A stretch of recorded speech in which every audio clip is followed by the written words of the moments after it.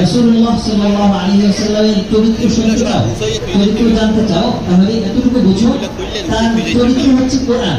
সুতরাং এই দুই আয়াত এবং হাদিস থেকে আমরা যে কথাটা বুঝেছি সেটা হলো কেউ যদি কোরআন বুঝতে চায়, মুসলিম হিসেবে আমাদের জন্য যেটা আবশ্যক, কেউ যদি ইসলামকে বুঝতে চায় তাকে অবশ্যই রাসূল সাল্লাল্লাহু আলাইহি ওয়াসাল্লামের সিরাত অধ্যয়ন করতে হবে। কারণ রাসূল সাল্লাল্লাহু আলাইহি ওয়াসাল্লামের সিরাত ছিলই কোরআন।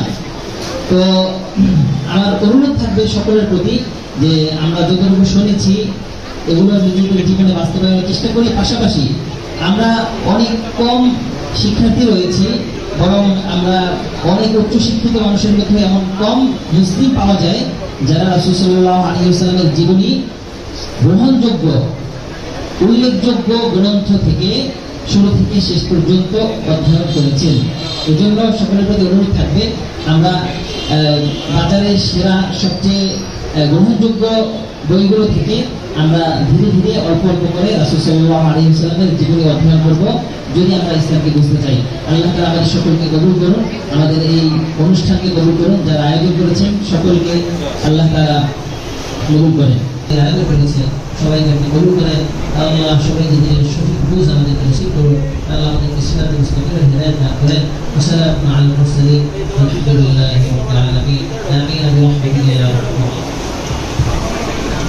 যারা দেশের মধ্যে হয় আল্লাহ এগুলো থেকে দেশকে হেফাজত করেন।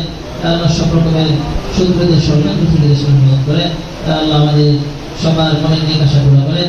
আল্লাহ যারা পুরুষ সবাইকে মসজিদে গিয়ে পড়ার তৌফিক দান করেন।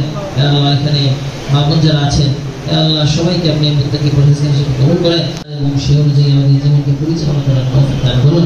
আল্লাহ আমাদেরকে খাঁটি মুসলিম হিসাবে মুখে নয়, আল্লাহ শুধু আলোচনা এবং বক্তৃতার মধ্যে নয়, আল্লাহ আমাদের ব্যক্তিগত পারিবারিক সামাজিক এবং রাষ্ট্রীয় জীবন পর্যন্ত রাসূল সাল্লাল্লাহু আলাইহি ওয়াসাল্লাম